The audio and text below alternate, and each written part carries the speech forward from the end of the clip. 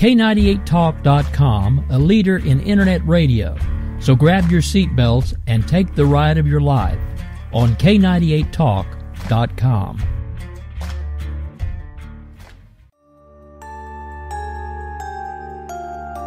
Freedom is never more than one generation away from extinction. You and I have a rendezvous with destiny.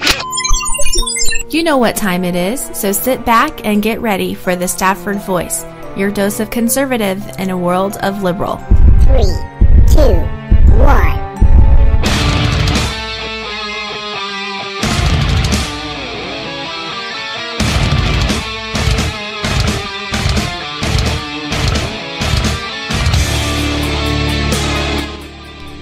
All right, ladies and gentlemen, hey, how are you doing? I am your host, Daniel Stafford, and yes, you are listening to The Stafford Voice, where we are conservative in a world of liberal.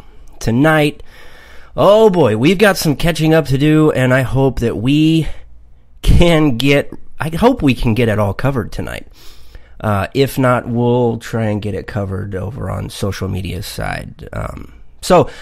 Before we get started, I want you to know there are many, many ways to listen. So, wherever you're at, set this station as a favorite, wherever and whatever you have to do, so you don't have to get left behind.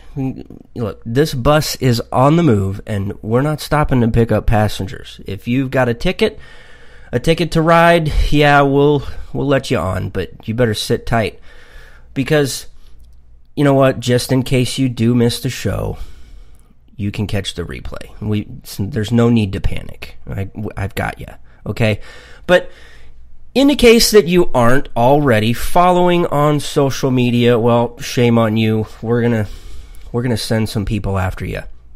And they're gonna hunt you down, and they're gonna grab you by the Twitter neck or the Facebook neck, and they're gonna stick you in the chat room and make you talk to everybody. Okay, well, whatever. But look, you can find me over on Twitter at Stafford Voice. You can look me up on Facebook as well. All you got to do is search for the Stafford Voice. Be sure to follow all of my great friends over on the station as well. You know their names, you know their handles. Do a big favor, and while you're out there and you're following them, make sure you tell them I said, hey, what's up? Also, if you're joining us in the chat room over at K98talk.com/chat-room, you can give a big shout out to a bunch of my buddies over there. We've got, who do we have hitting out over there? We've got Slickery Trigger. Great to see him there. We've got Sergeant Bosley, better known as at Flashpoint. Got Angie, she's hanging out. Paul, Carla, love to see you there. Eric, Echo Bob. Love to see a packed chat room tonight. Thanks so much for tuning in tonight. And, you know, as always, you can stay up to date with a bunch of the stories and odds and ends over at thestaffordvoice.com and polititainment.net. Also, I cannot forget to send a big shout out to the station. Absolutely love them wherever you're listening, because without them, you know, they're the median. They're the medium. They give us a house to broadcast from, and we couldn't do it without them. And obviously we can't do it without you. You guys help bring the show to what it is, and I thank you from the bottom of my heart. So, wow, it has been one heck of a week. Last week, let me tell you. Yes, I know. Last week was a bit of a challenge. Previous to last week, I gave it some thought, and I thought about how I could broadcast while on vacation. Why? Why would I want to be on vacation and still do a show? Let me tell you. Here's what we did. This was something that we have been planning, my wife and I. We have been planning this vacation for 5 to 6 years, and all we ever did was talk. You thought we were fit for Washington, but we finally put the talk to rest, And we hopped in the car, packed our bags with a plan. Our plan was get to Philadelphia, stay there for a couple of days, head down to Washington, D.C., stay there for a couple of more days, and head back. Yeah, I know. What kind of fun can you do in a car for an 18-hour drive to Philadelphia? From the Midwest, that is. There's, not really, I don't know if you've driven across the United States, but there's really not a lot to look at in the Midwest. It's kind of flat. If it wasn't on top of that, construction on a highway. You set the cruise at 75, and there's nothing more frustrating than hitting a construction zone and it slows you down and says, if you don't slow down to 55, we're going to send you a ticket. We're going to send you a picture of you doing wrong. That was the brainchild of driving across Illinois. I mean, there was like maybe 5 miles of Illinois Interstate I-70 that was not under construction, and it just goes to show that a Democrat-controlled state really can't get a lot done. I mean, that whole stretch of interstate, and I'm exaggerating a little bit. It was more like 20 or 25 miles that they didn't do construction. All along the construction route, it was all ripped up, all tore apart, and there was only like 1 or 2 people operating a bulldozer while 15 or 20 other guys were just standing there, doing nothing, just talking and BSing. You'd have thought we had already made it to Washington. We hadn't. So we finally get to Philadelphia. I chose Philadelphia because there is, I could have spent a month there just studying and looking at the history, and the birthplace of freedom. I got to get out the little map because my mind is still operating at 100 miles an hour. No, we weren't driving at 100 miles an hour. But listen to this list of things that we did in Philadelphia alone, okay? We visited Benjamin Franklin's court, visited his post office. We did Christ Church. Now, let me tell you a little bit about Christ Church. Christ Church is the actual church that George Washington, Ben Franklin, Thomas Jefferson, Betsy Ross, and a handful of other people, they attended the church there. And what's really cool is they have a plaque on each one of the pews where these people would have sat. Of course, yeah, I got my geek on, and we sat in every single one of their seats, and yeah, it was surreal. I mean, you could definitely feel their spirit. It was a really, really cool experience. We went to the Betsy Ross house, which was fun because on top of being at the place where Betsy Ross lived, you have to understand that the British occupied her home for a little while, and she was kind of forced down into the basement. And during this time, obviously we're revolting against the king, and if he or any one of his little cronies found out what was happening, then it was punishable by death. It was treason. Well, so she was down there in the basement, and she was down there stitching together the flag. I mean, brave, yeah. That's really, really incredible. So from there, we walked down the block. Hey, if I'm boring you with this stuff, please let me know. But look, these are things that you have to know. I mean, this really sets the tone for a lot of things. We went to Christ Church burial ground. We saw the grave of Benjamin Franklin. We went to the National Constitution Center. And believe it or not, they don't have a copy of the Constitution there. They just have this little film and a couple of other little displays that you can look at. Really, really cool. It was a really good film. We checked out the Visitor Center. In the Visitor Center, they have life-size bronze statues of all of the Founding Fathers who signed the Declaration of Independence. That was really cool. And I apologize. Hopefully by the end of this week, I'm going to be able to get all my pictures sorted out. And you can head over to staffordvoice.com, and we'll have links to where you can view the various albums that go along with some of this stuff. But we also visited the...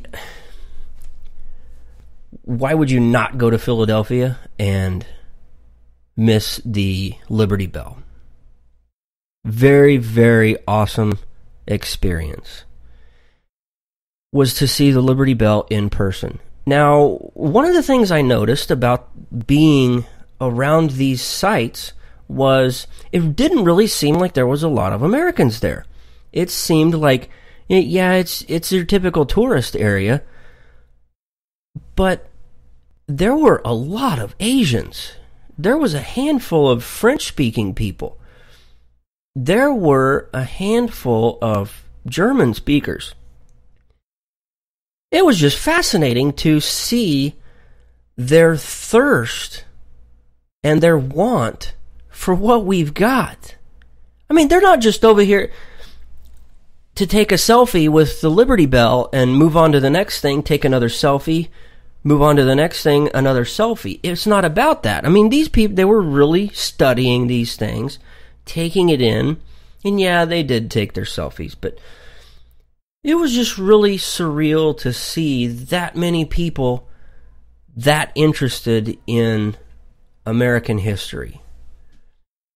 Now, the whole time we were gone, you know that we've got a cat, and we were really worried about the cat, and apparently the cat's really worried about us still. I mean, the cat hasn't really left our side since we made it back home. So if you hear her in the background here in the studio, then yes, it's because she refused to let us do the show without her. Also, get this. Here we are in Philadelphia. We are standing in the room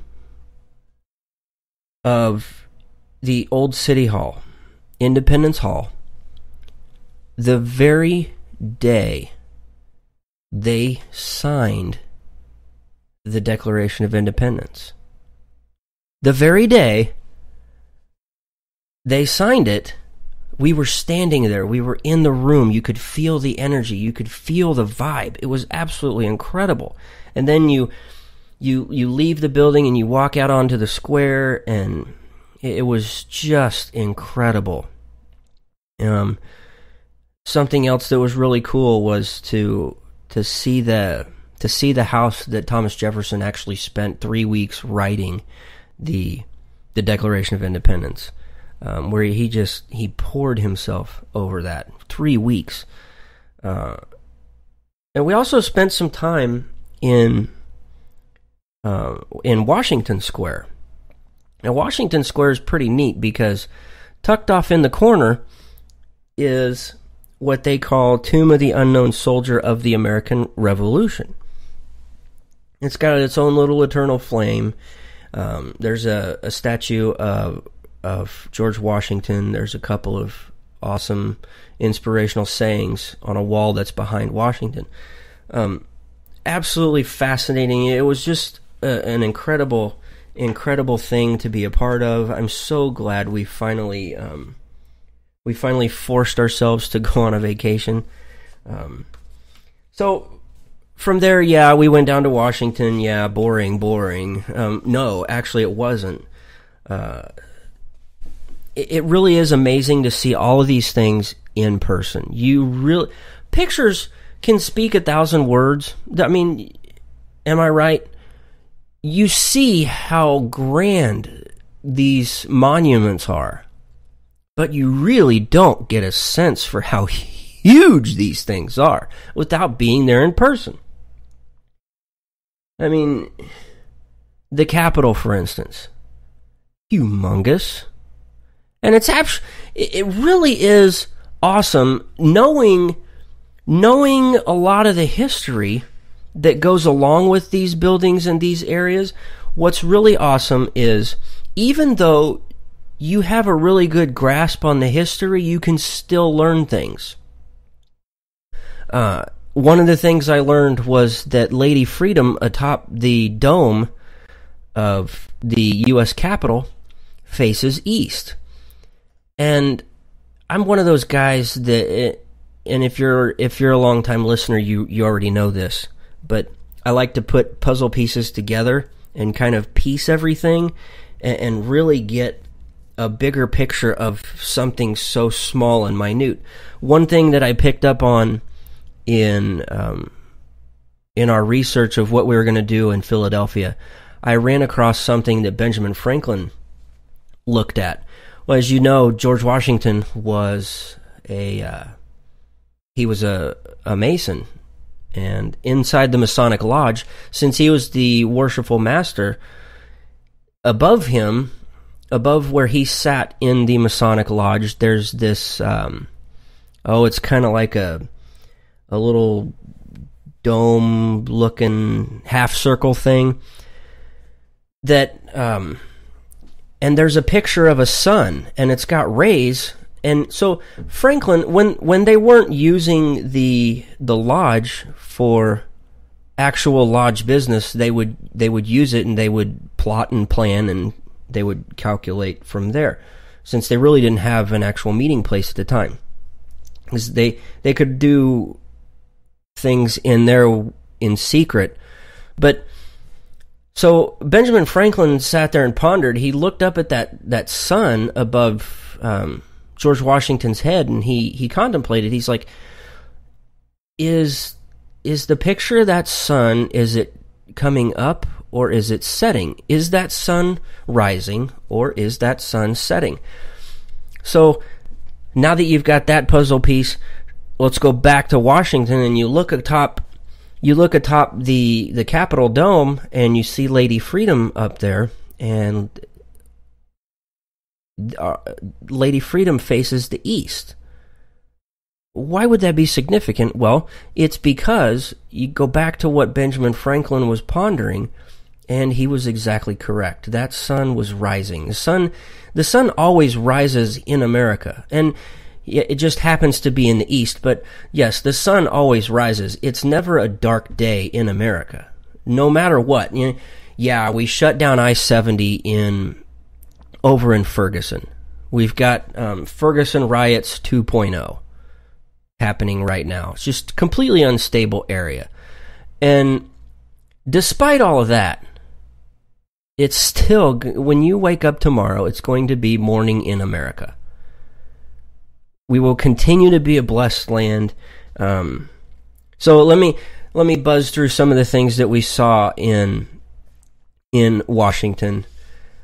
We saw the U.S. Supreme Court.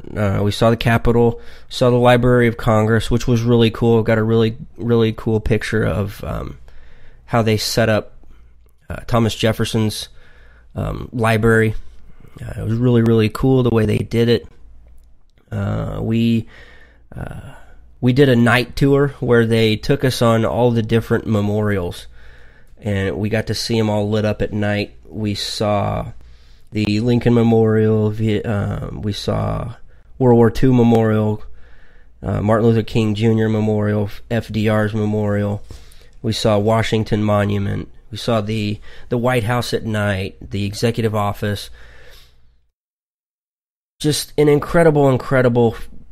How long were we there? We were there for 3 days, right? Yeah, 3 days, 2.5 days. 2.5 days, and we checked off every mark on our bucket list. We went through National Archives. Now let me tell you what I saw in the National Archives. And this, I'm getting serious with you for just a few seconds. before we... Oh, you know what? Let me get my geek on. So we did the National Gallery of Art. That was really cool. We looked at some 14th, 15th, 16th century paintings. We went through the National Museum of Natural History. Now, all of these were Smithsonian museums, and a little more on that. Natural history, that's where you get to go in. You get to see the Hope Diamond, which was really, really cool. Now, I'm a guy, and the Hope Diamond was pretty darn cool. We went through the Museum of American History, where they have the dress of the First Lady during the inaugurations. That was really cool. We got to see a set of china from all of the presidents since George Washington. That was really neat. Got to see the actual flag that Betsy Ross sewed. The one that, or was it the one Betsy Ross did? No, it wasn't the one Betsy. It was the one that, it was the one that inspired Francis Scott Key. Yeah, that's what it was. Sorry, I mean, I'm still trying to process the whole week. So the National Archives. Let me tell you, we walk into the National Archives, and the first thing we walk up to take a peek at is one of the first 4 copies of the original Magna Carta. I still get chills thinking about it, and I actually saw it in person. It was really, really cool.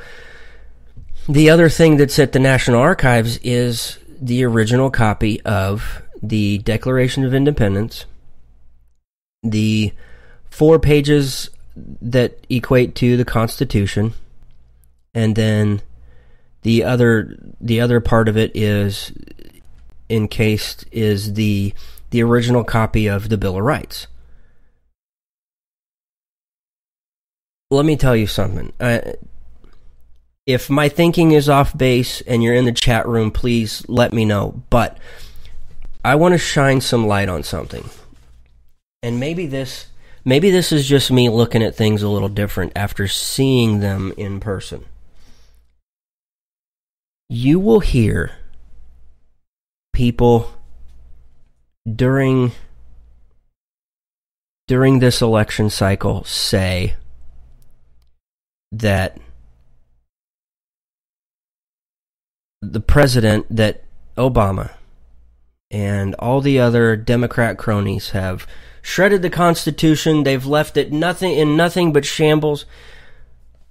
I want to tell you right here, right now, I've seen it.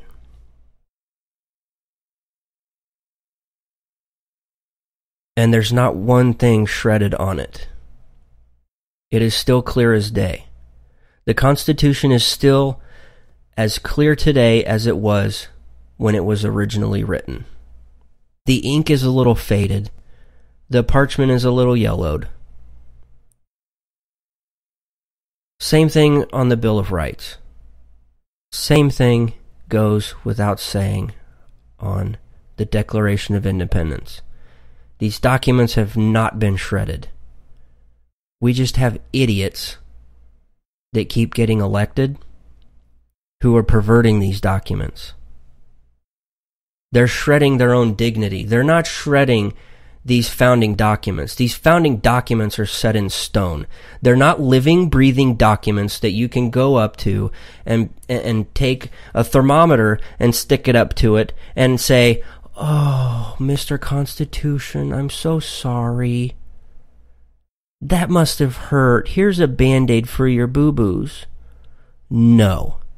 It is set in stone. It's not shredded. Neither one of those documents have been shredded. The only thing that's shredded is that elective's dignity, that elective's morals and values.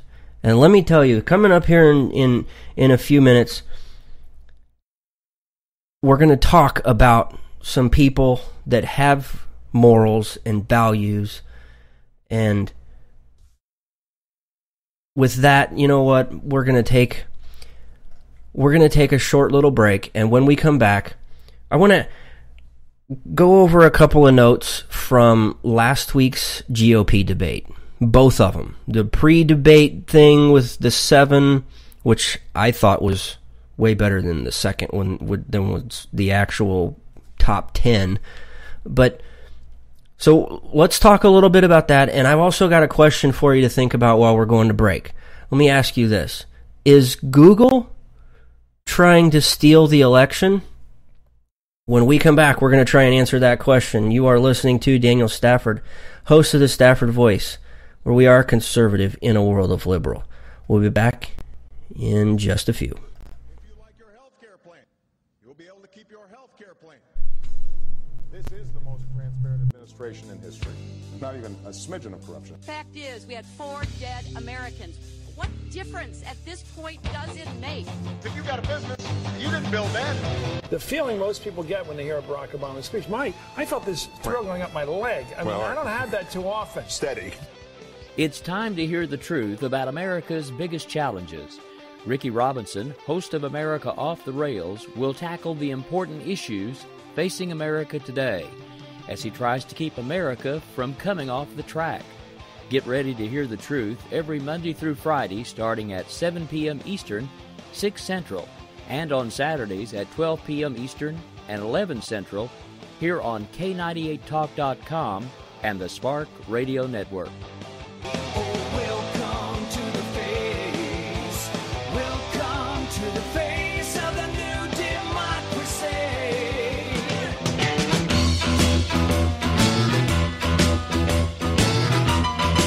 Red Nation Rising brings you Town Hall Radio. From a single tweet to 3 million a month, our community is a force to be reckoned with on social media. So don't miss our show, Thursdays, 8 p.m. Eastern on K98 Talk. Our chat room is our co-host, and you ask the question. Join us and be heard. So get ready to sound off on Red Nation Rising Radio. No one else is going to do it for you. There's a wild, wild whisper blowing in the wind, calling out my name like a long...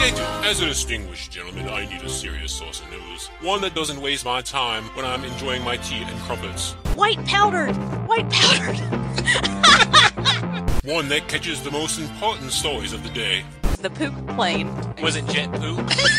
Real serious nonsense. Mondays, 9 p.m. Eastern Time, now on K98 Talk. I'm gonna just move in another direction towards the classy. We'll be classy and not say dildo. They're completely different from shows. Not on my watch, our military service members say, as they volunteer to serve. As they move out, stand firm, and take fire.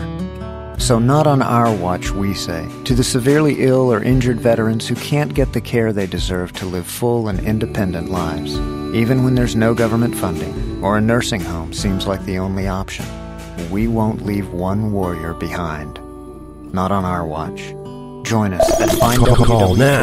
913-440-4889. All right, ladies and gentlemen, we are back here on the Stafford Voice. Now, before we went to break, I'm going to give you a couple of more minutes to figure this out. I asked you a question. The question is Google trying to steal the election?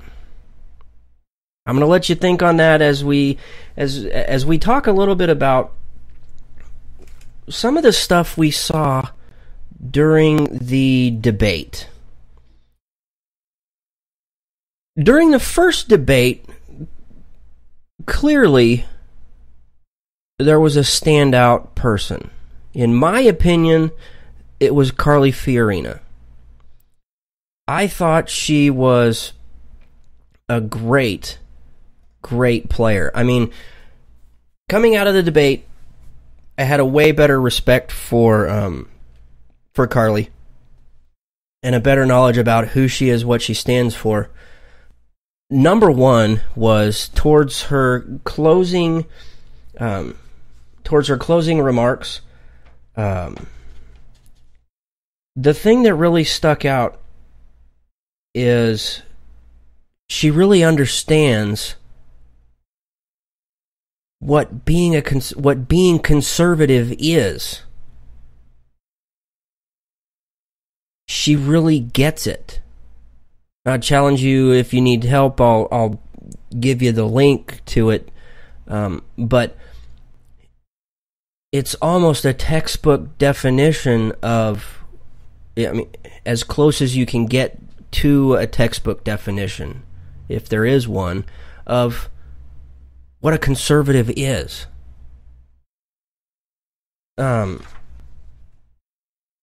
So, I mean, there was just a lot to take in from the debate.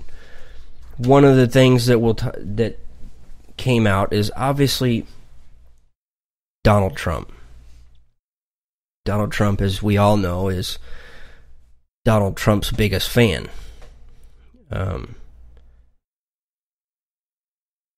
But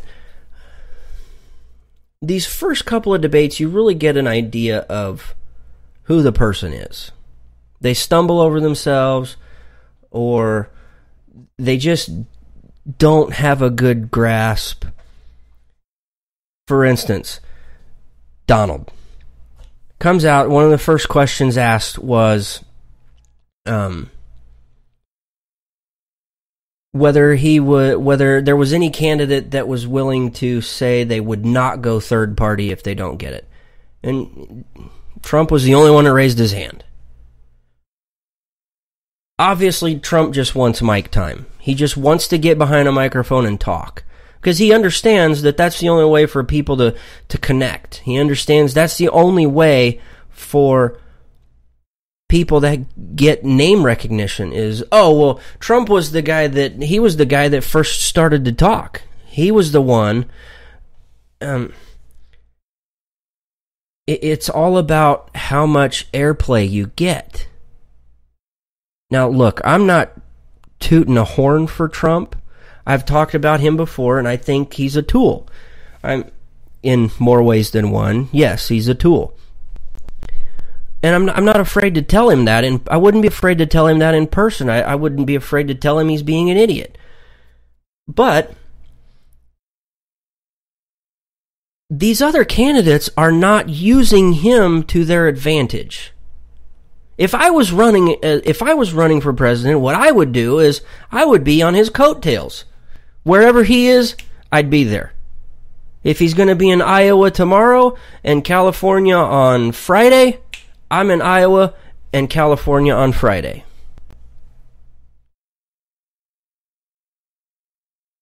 And to be honest, I don't think he has anybody in his sights right now of who he wants to win. I don't think he's for Bush. I don't think he's for Hillary. I don't think he's for Biden. I don't think he's for Bernie. I don't think he's for anybody. He just wants to get his name out there. So when somebody sees something that they connect Trump with Trump. The only thing that's going to come out of this is Trump's fortune is going to get bigger. Trump is going to be the thing that takes Trump down. It's not going to be Megyn Kelly. It's not going to be Eric Erickson. It's not going to be Jeb Bush. It certainly in hell is not going to be Rick Perry. It's not going to be Santorum. And oh my God, it is not going to be Gilmore.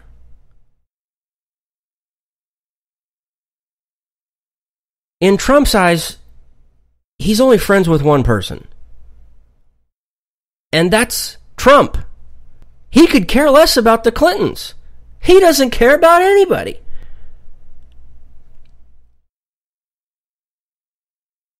But the thing to do with Trump is let Trump be Trump.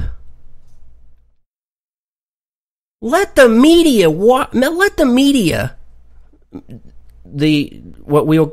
the traditional media like Fox and CNN and PMSNBC, let those guys ask these stupid questions. Let them ask the questions like, Chris Wallace asked him. Let them ask the questions like Megyn Kelly did. Why? Because it's throwing Trump back in his face. Trump doesn't care about anything. He goes out there and he gets behind a microphone and he says, well, Barack Obama is an Indonesian. He's not really an American citizen. And did you see what he did with the Iran deal? This Iran deal is horrible. I mean, this Iran deal, look at this. The Democrats don't even want it now. And the only thing that the media is going to talk about is what? Him talking about the Iran deal. But everybody else on social media where actual stuff happens, whether it's on Twitter or Facebook or Instagram or whatever, even on Pinterest for crying out loud, what are they going to stick to? Him looking like a buffoon, calling out Obama, saying he's an Indonesian and he's not an American citizen. People will recognize that. It's just the same thing happened with Megyn Kelly. He tried to throw it back in her eyes, back in her face, and say, "No, it's Rosie O'Donnell." And more on this later on in the show, but Donald Trump he just throws whatever comes out of his mouth comes out. Whatever he's thinking comes out. There's no buffer. And for a lot of Americans who will stand in a voting booth soon, what's going to happen is they're going to remember the idiotic things Trump said.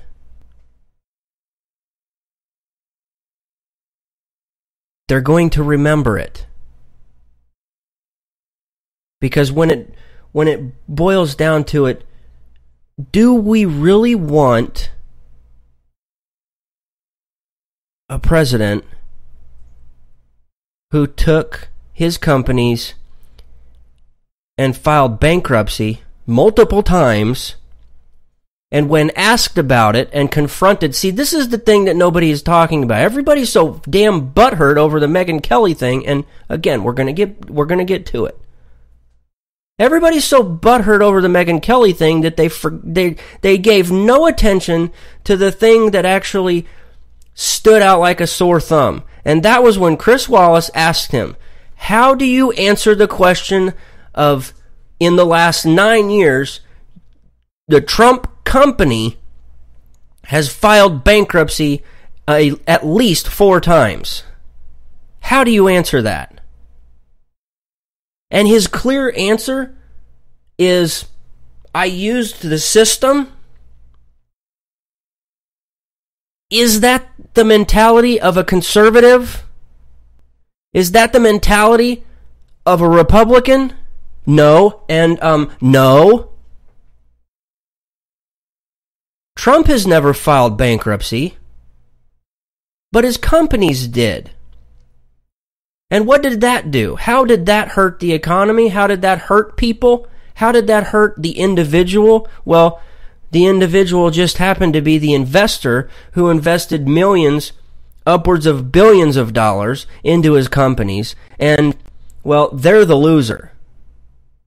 They lose money while Trump is over here operating a welfare system of his own and using the system to get whatever Trump wants.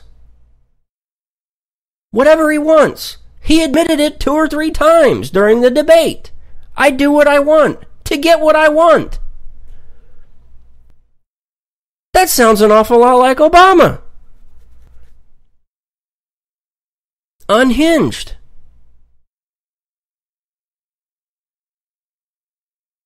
That's not a conservative. That's a Democrat. Oh, and then, we have to ask him about, well, you've been awfully liberal on a couple of policies and a couple of ideas. How do you answer that? like Reagan, I've evolved. I hate to break it to you, but there's a big difference between you and Reagan. Reagan came to an understanding with himself. You're just a pompous jackass that doesn't care about anything but yourself. You would drive a bus over your whole... Oh, well, yeah, you've done that. You'd drive a whole bus over your own organization to get yourself more money.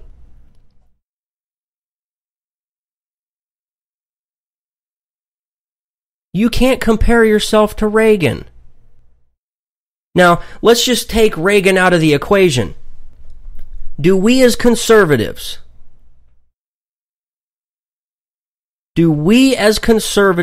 really want to elect somebody who says they've evolved? Or do we want someone set in stone that understands these things, that understands what it's like to lose every now and then, and to pick themselves back up? Do we want somebody that has evolved, or do we want somebody set in stone and defends and upholds the Constitution of the United States at every turn?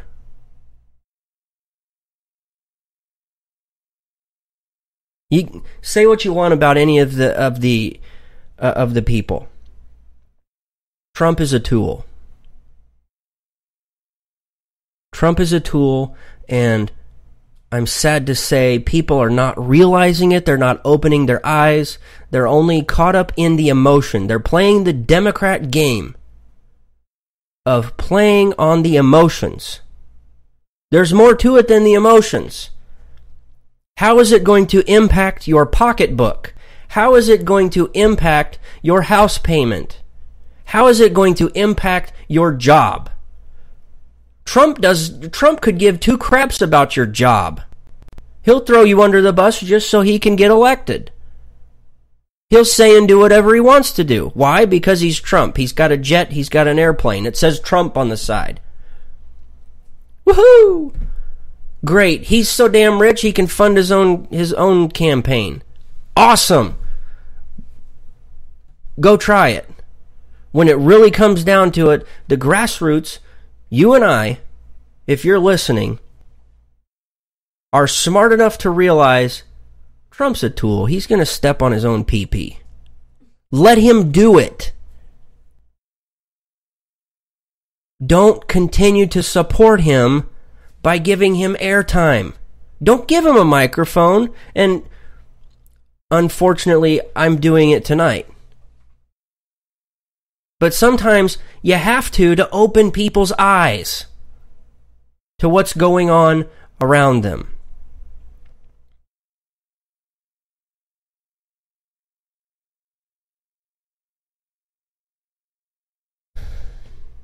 Again, there are candidates out there that really understand what being conservative is. I'm not saying being a conservative. I'm saying being conservative.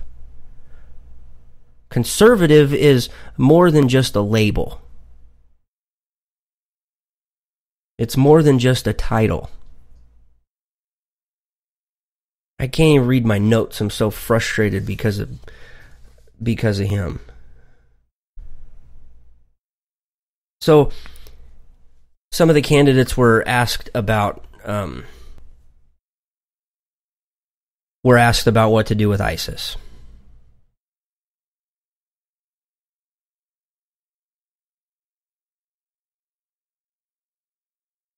One of the things that I really liked was when I think they kind of directed the question towards Fiorina. And it was talking about how do we combat ISIS or the cyber growth of radical Islam, and it's kind of a spin-off as to the question I asked earlier: is Google trying to steal the election? But Fiorina said, again, these are just my notes, real chicken scratch. I can hardly read them. Said we have warnings, but we aren't connecting the dots. We need to tear down the cyber walls that allow radical Islam to grow. We need to let the FBI and the Homeland Security into and behind these walls. Instead of worrying, and this is something that Rand Paul has talked about numerous times, which is, do we want the government to collect more information on us, or do we want them to collect the information on the enemy? And right now, companies like Google and Facebook and Yahoo and Bing and all these other companies out there, they've got these firewalls up that they're not allowing the government behind. And it's making it extremely difficult to find and track the enemy.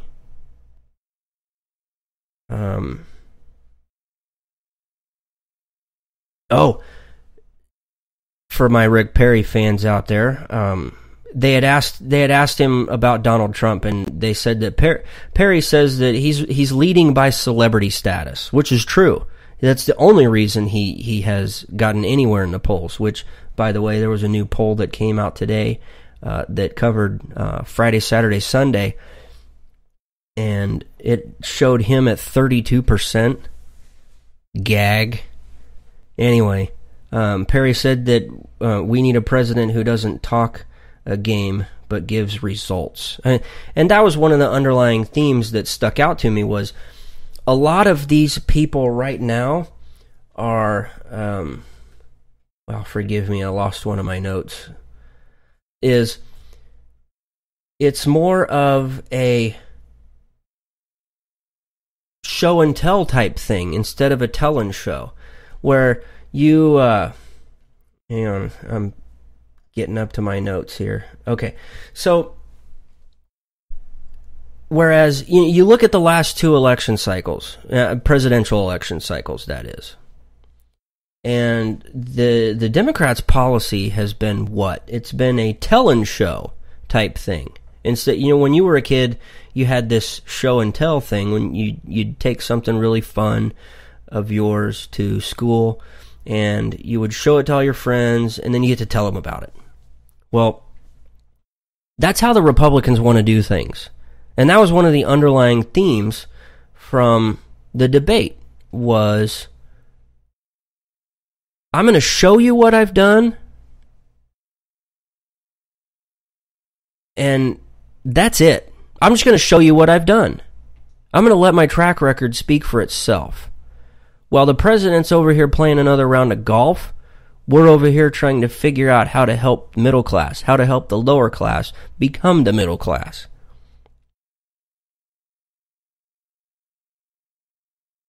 Whereas the Democrats, they just want to tell you what they want to do, and then they'll get around to showing you. It's plain and simple. It's the tale of two cities right there.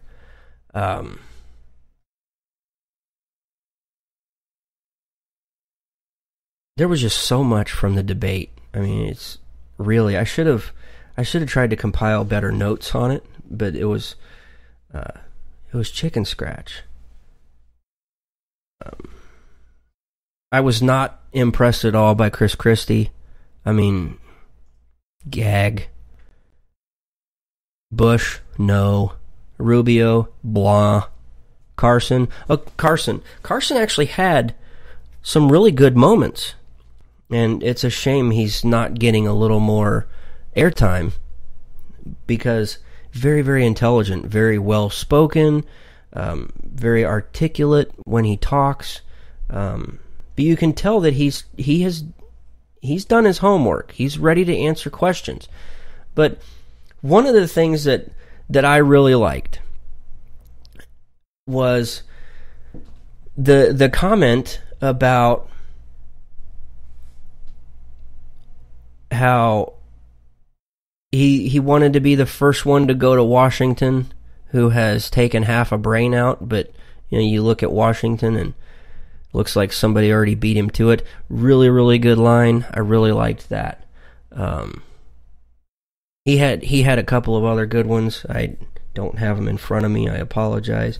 But Scott Walker, I thought he did okay. I didn't leave the debate moving him up or down on my list. I felt that Kasich, I thought, was kind of blah. Lindsey Graham cracker, blah. The two that stuck out to me was Ted Cruz and Carly Fiorina. I really enjoyed both of them. I thought both of them were well spoken. More so from Ted Cruz than Carly Fiorina, but I learned a little bit more about Carly Fiorina, and I like what I see so far. I think she can bring a great dynamic to moving up in the Republican ranks. But, you know, to each their own. We all have our own lists and our own wants. I want somebody that stands up for the Constitution. I want someone whose record is proof positive of standing up for the Constitution. Whether the other side is doing right and Republicans are doing wrong, and still saying, look, they're doing the right thing by following the Constitution.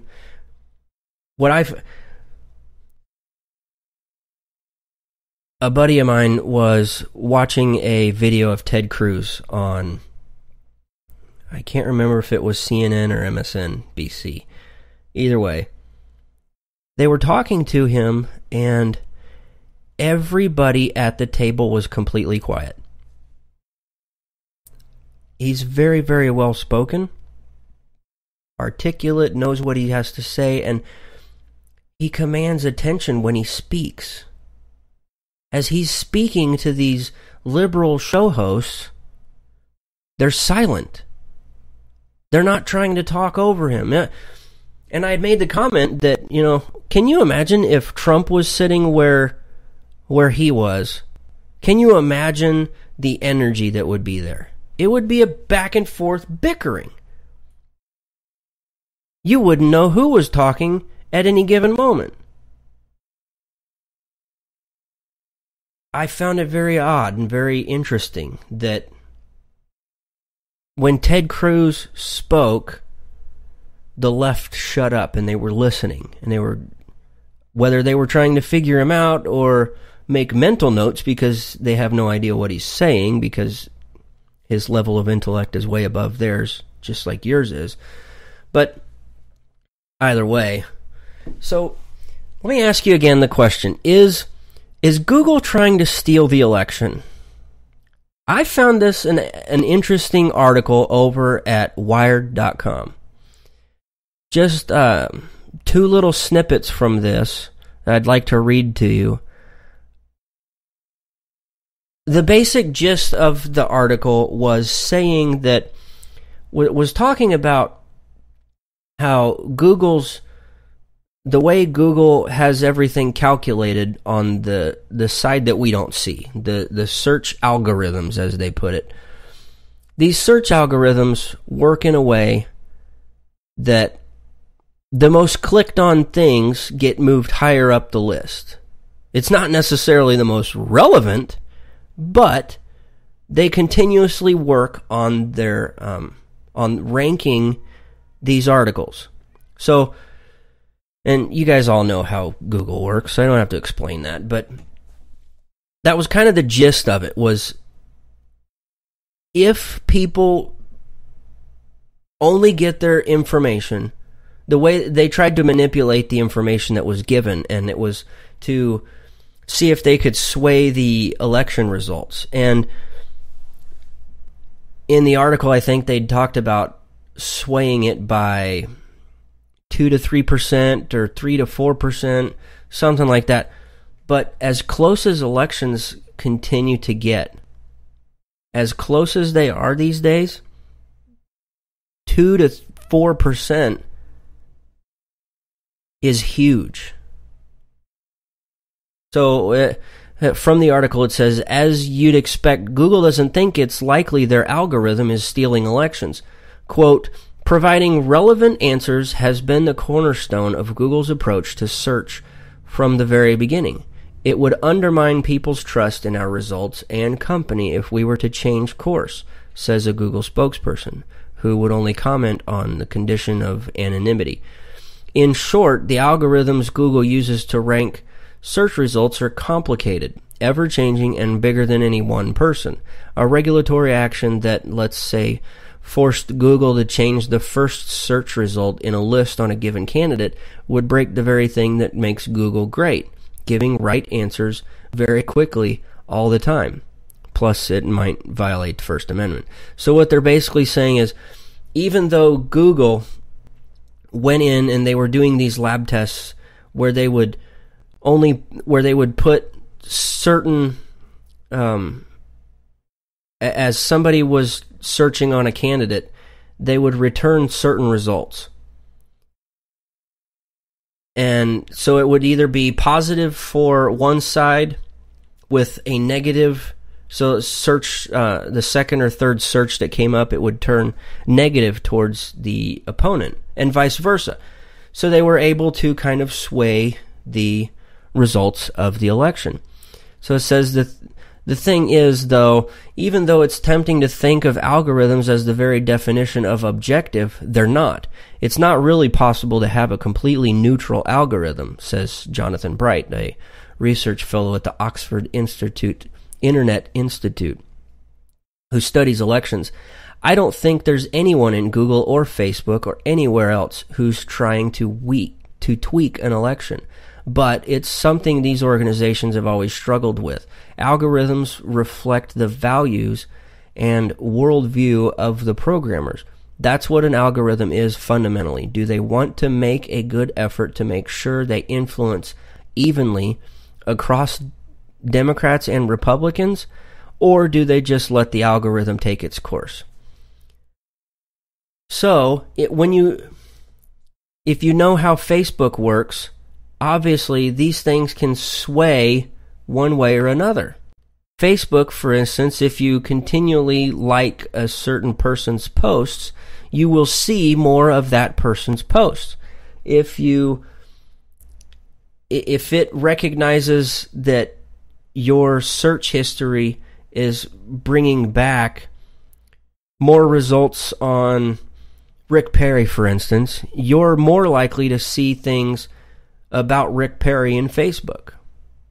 That's just the way things work. These things, I think, play a small portion, however small they are, whether it's sways at 2 to 3 to 4%, either way, you still can affect an election. Now, I'm checking the time and I'm seeing that we're up to our hour, but we've still got quite a bit to talk about. And if we're going to be allowed to, we're just going to go ahead and keep rolling. So we're going to take a short little break here real quick, and when we come back, I'm going to ask, do you have the munchies or not? And then we're going to go ahead and get into On This Day in History, and yes, unfortunately, someone out there is stuck on stupid. We'll cover all of that and maybe just a little more when we come back. K98 Talk is expanding its lineup for 2015. This means we are expanding our advertising base. Whether you're a startup trying to push through to the next level or an established business trying to supplement your advertising budget, web-based advertising is a solid investment. Thanks to Talk's newest partnership with TuneIn Radio and instant access to our sister station, K98 FM, we give you worldwide access at a reasonable cost. Interested parties should email us at sales@k98fm.com. Hey everybody, this is Jason, host of According to Me. I'd like to invite you to check out my show. It's a 2-hour show that lasts 60 minutes in... listen, I hate to interrupt, but one thing I can do is read off a script. Just say, let me be clear a lot. It works. President Obama, I can handle this. It's a radio promo. I'm not green. I've done this before. Did someone say green? Now, Al Gore is here. Listen, I'm just trying to record a radio promo. Do you mind? Now, do you say good things about me on the show? No, not at all. But if it makes you feel any better, I rip on Republicans just as much. The AM radio frequencies give off very high levels of radiation. Look, my show is on the internet, which you invented. Can I just do my promo? I got a pen. I can veto that, you know. I know you got a pen. It's not a law. It's a radio promo. Listen, just listen to my show. Barack Obama and Al Gore hate it, so you're going to love it. Here's an executive order. Don't listen to his show. He doesn't like me. He's racist. And he doesn't recycle either. That's it. I'm done. It's According to Me, Thursdays, 8 p.m. Eastern, right here on the 405. Conservative in a world of liberal. The Stafford Voice. Okay, we are back, and yes, you are tuned in to the Stafford Voice. I am your host, Daniel Stafford. So I went to break asking if you had the munchies. Well, now is a better time. Now there's no better time than now to not have the munchies. You need to have the munchies, because when you pick up a good book, you got to have something to get you through it, right? Well, as you know, I love to read, and I'm always on the go. So how do I stay up to date on the list of books that I want to read? Audible.com. I don't have time to stop, pick up a good book, but what I do have is a smartphone. I've got a tablet. You download a book through Audible.com. It's hooked in with Amazon. So all you got to do, so you get the newest releases. You can even go out and download Mark Levin's new Plunder and Deceit. What I'm trying to tell you is, in today's world, you've got to stay on top of things. And because you've got a smartphone in your pocket, throw in some earbuds, listen to that new book you've been wanting to, but just hadn't had the time to. So how do you do it? Go to audibletrial.com/pullitattainment, and you're going to get a free 30 days, no strings attached trial to audible.com. It's going to prove to you how priceless it is. You're going to get a free book. And like I said, because it is part of Amazon, there are hundreds and thousands of even the newest releases to choose from. So head on over to audibletrial.com/pullitattainment and get your trial started. So about these munchies. Well, do you have them? Let me ask this then. When you're in a fully sober state of mind, and I don't really know if any of us know what that means, do you comprehend Shakespeare? You might, but I'm going to tell you, I struggle with some of it. But this doesn't mean I have to go get some wacky tobacco, though. But apparently, check this out. Apparently, Shakespeare had a little thing for some smoke. He had a little thing for some bud. So, is there really much ado about nothing? Well,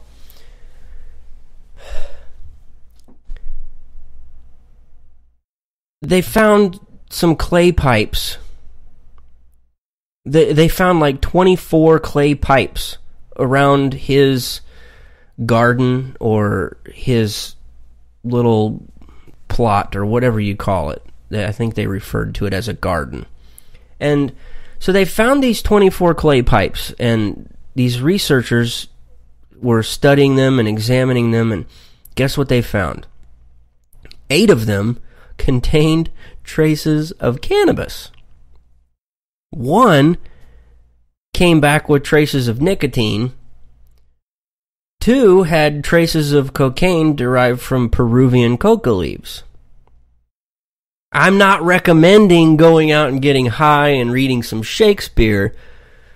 Just go read some. But seriously, you never know who may be toking it up anymore these days. Me, personally, I don't do it. I stay away from it. Not a big fan. Never tried it. I just know that I don't want any. Okay, well, on this day in history, remember I was telling you about some of the things we did when we were in Washington last week on vacation. This kind of ties into it, and who would have known? But in 1846, the Smithsonian Institution was created. Back in 1829, this dude named James Smithson died in Italy. He left behind a will with a particular footnote. In the event that only his nephew died without any heirs, Smithson decreed that the whole of his estate would go to, quote, the United States of America, to found at Washington under the name of the Smithsonian Institution, an establishment for the increase and diffusion of knowledge. Well, so a little more history about this guy, James Smithson. From the age of 22, he had been a fellow of the Royal Society of London. He published numerous scientific papers on geology, chemistry, and mineral composition. And in fact, in 1802, he proved that zinc carbonates were true minerals, and one of these types of zinc carbonate was later named as Smithsonite. Not Samsonite. That's from a movie. Smithsonite. Well, 6 years after he died, his nephew, get this, died without an heir. On July 1st, 1836, Congress authorized the acceptance of his gift, and after everything was brought over, Congress agreed that the best use would be to create a museum, library, a program that would support research, publication, and collection in the sciences, arts, and history. Well, on this day in history, August 10th, 1846, President Polk signed into law the act establishing the Smithsonian Institution. Really cool, because just a couple of days ago, I was walking through 2 or 3 of the Smithsonian museums and wondering how all of it came to be. Little did I know, I would find out on this day. It's really cool, you know, even that you can still learn new stuff every day. Just really, really cool. So, as you know, we are at that time. What time is it?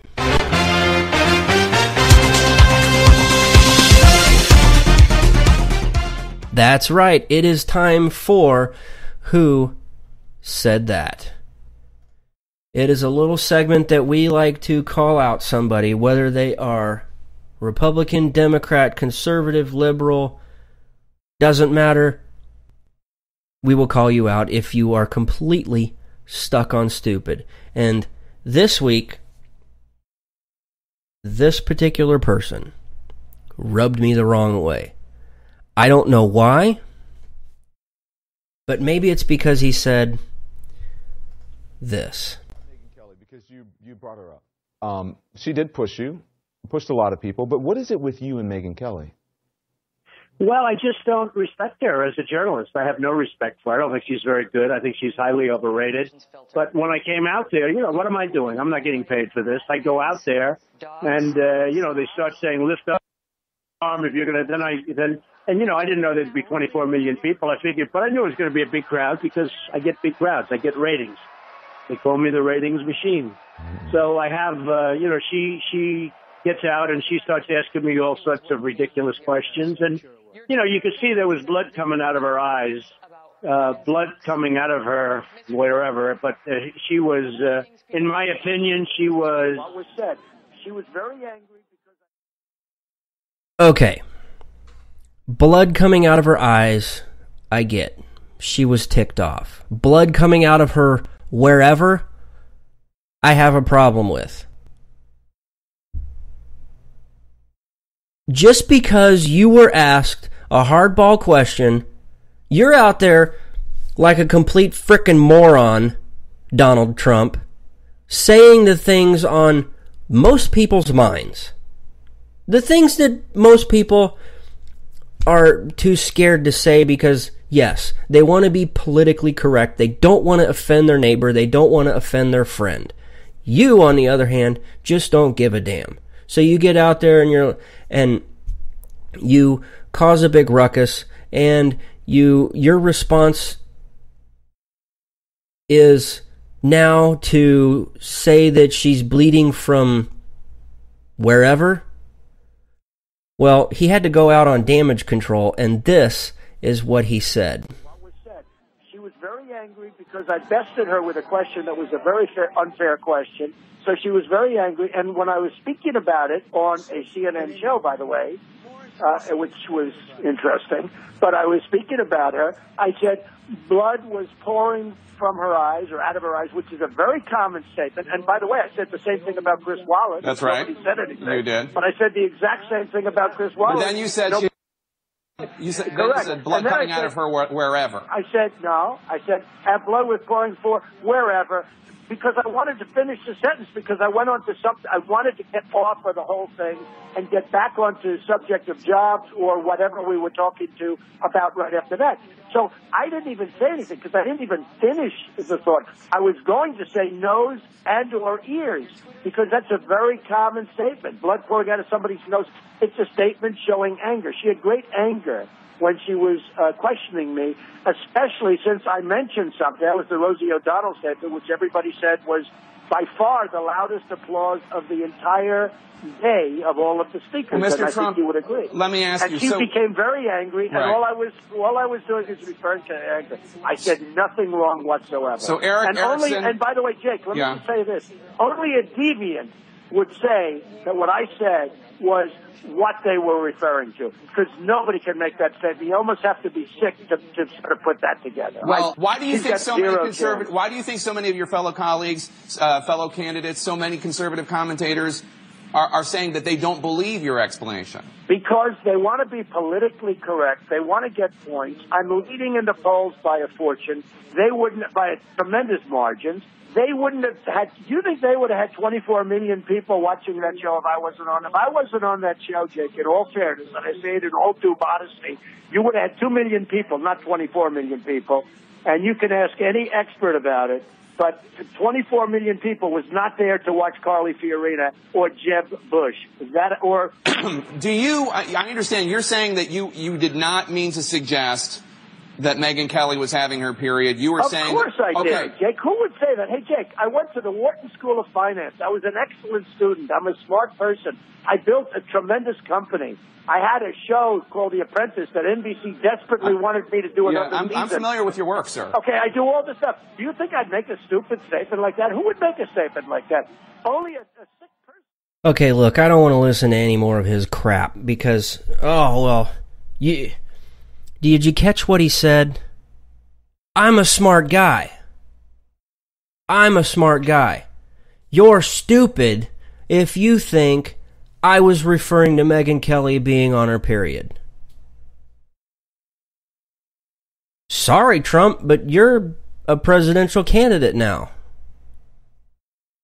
If you need to complete a sentence, complete the damn sentence. If you're so damn smart, complete the damn sentence. You don't have to be a jerk because you got called out. You were embarrassed because somebody called you out for being insulting to women. You're a jerk. Everybody knows it. You're an a-hole. Believe it or not, people would rather see you cut your damn hair off than listen to you go out on damage control about referring to Megyn Kelly being on her period. And then you want to drum up stupid publicity by bringing up an old interview she did with whatever the hell his name is, where she talks about her body and her husband. Who cares? Megyn Kelly is not running for president. You are, you piece of crap. Answer the damn question and move on. That's it. Answer the question and move on. You're not a ladies' man. Ladies like Trump because you have money. That's it. When they get to know the real you, you're a piece of garbage. And they're just arm candy for you. For what? So you can get up behind another camera or another microphone and spew your vile crap. You're just a piece of garbage. And then you want to go out and insult Carly Fiorina? Well, Carly Fiorina's not going to have any of it. Carly Fiorina took to Twitter and she said, quote, Mr. Trump, there is no excuse. And then she follows it up by saying, I stand with at Megyn Kelly. So what happens? Donald Trump just has to continue, and he says, I just realized that if you listen to Carly Fiorina for more than 10 minutes straight, you develop a massive headache. She has zero chance. I'm sorry, Mr. Trump. She's got way more chance than you. Way more. Because Carly Fiorina's not going to step on herself to get where she's going. You're going to fumble the ball every single time. You're no better than Barack Obama. You are a disgusting, vile person.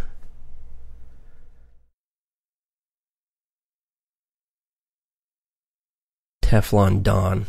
Whatever. Look, I don't care that he's leading in the polls. He's bad for the party. And he's just bad all around. Big deal. He has business. Woo! Big deal. You know, I'm not impressed. That don't impress me much. I'm not going to sing it. I'm not going to. But you know what? I'm about running out of air for the night. And I've gone over for time tonight anyway, but I want to thank every single person who was tuned in tonight. You guys are great. You guys are why I'm here. Now, yes, that is all the time we have for this week. And God willing, the Stafford Voice will be back next week. You can follow me on Twitter at Stafford Voice. Look me up on Facebook, searching for the Stafford Voice. Email your questions, comments, concerns, hate mail, love mail. I don't care. I will answer all of them individually to thestaffordvoice@gmail.com. Thank you so much for your time. And until next week, thanks and God bless.